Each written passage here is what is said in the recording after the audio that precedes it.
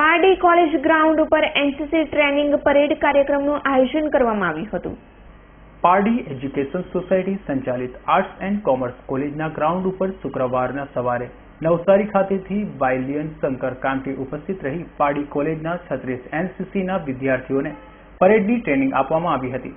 ટ્રેનિંગમાં પારડી કોલેજના આચાર્ય ડોક્ટર હર્ષાબેન પટેલ, શિક્ષક વિજય ગામિત સાથે રહ્યા હતા, પરંતુ વર્તમાન સમયે એનસીસીના વિદ્યાર્થીઓની પાંચી હાજરી દેખાઈ રહી છે।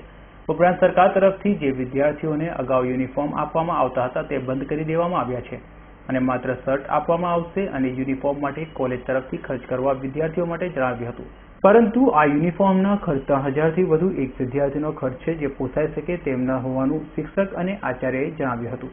20 ગજરાત બટાલિયન એનસીસી નવસારી અને ત્યાંથી શંકર કામટી સીએચએમ છે એ ટ્રેનિંગ લેવા માટે આવ્યા છે।